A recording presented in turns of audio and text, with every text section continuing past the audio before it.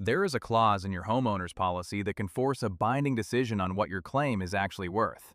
No lawyer, no lawsuit, no adjuster getting the last word.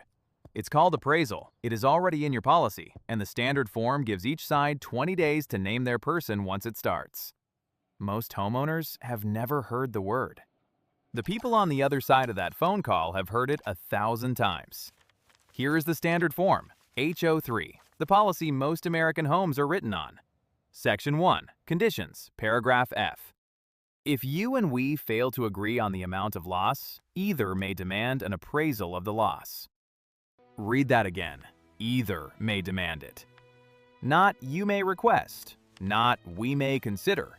Either party can demand it, and the other side has to show up. So why doesn't anyone use it?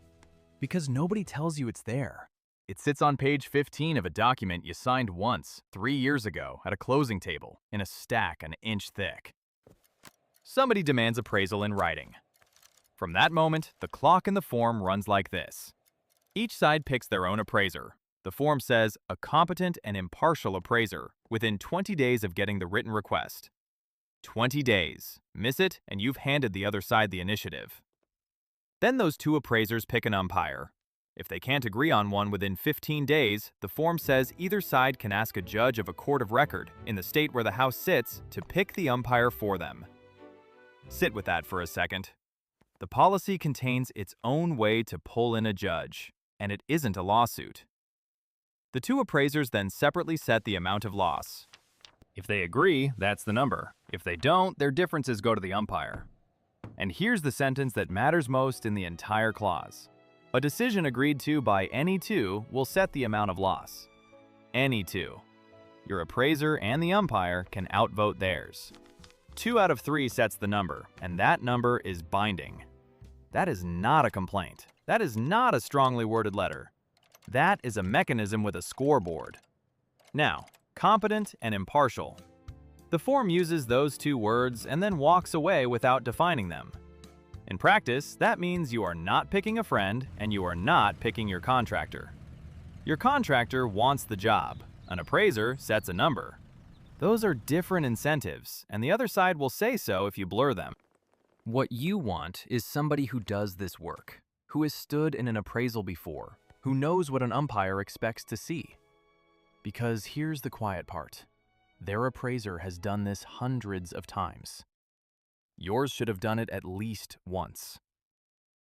Now, the most important thing I will say today, and if you take one sentence away, take this one. Appraisal decides the amount of the loss. It does not decide coverage. Those are 2 different fights, and people lose months confusing them. If they've said, yes, this is covered, we think it's $8,000, and you have 3 contractor estimates saying $40,000, that is a disagreement about amount. That is exactly what appraisal was built for. But if they've said, this isn't covered at all, that's wear and tear, or that's flood and flood is excluded, that's a coverage denial. Appraisal doesn't reach it. Different road entirely. The internal appeal, your state insurance department, and if it comes to it, court.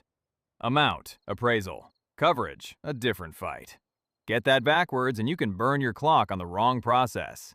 And there is a clock. The same form says no action can be brought against them unless it started within 2 years after the date of loss. 2 years. It doesn't pause because you were busy being reasonable. One more trap, and it's the one that catches careful people. Look again at the sentence about suing them.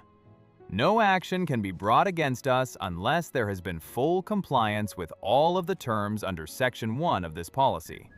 Full compliance with all of the terms. Section 1 is where your duties live. Show the damaged property when they reasonably ask.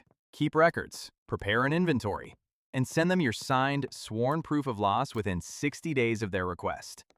60 days from when they ask, not from the fire, not from the storm.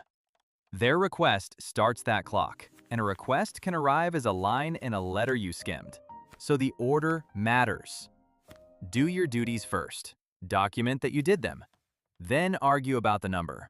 Skip a duty and you can win the argument and still lose the right to make it. The form is plain about money. Each party pays its own appraiser.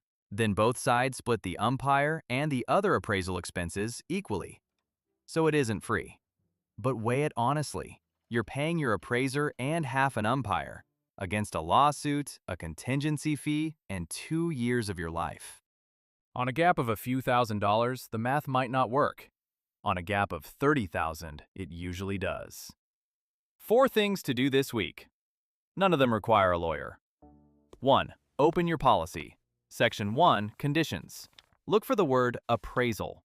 It's the standard form's paragraph F, but read yours. Carriers amend the standard form by endorsement, and some states have their own rules about how appraisal runs. The form on your table beats anything I can tell you. 2. Work out which fight you're actually in. Get their denial or their estimate in writing and read what it says. Do they call it covered but less? That's amount. Do they call it excluded? That's coverage. 3. If it's amount, get your own numbers. Real contractor estimates, photographs, dates. An appraiser sets a figure. Give them something to set it from. 4. If you demand appraisal, do it in writing and start counting. 20 days to name yours, 15 for the umpire. Here's what's strange about this clause. It's not buried in fine print because it's dangerous. It's standard. It's been in these policies for decades. It's on page 15 in ordinary English, in a document they mailed to you. It's just that one side does this every single day, and the other side does it once in their life, usually on the worst week of it.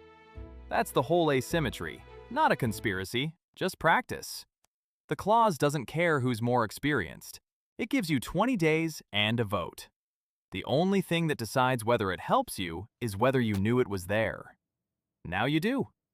Go find paragraph F.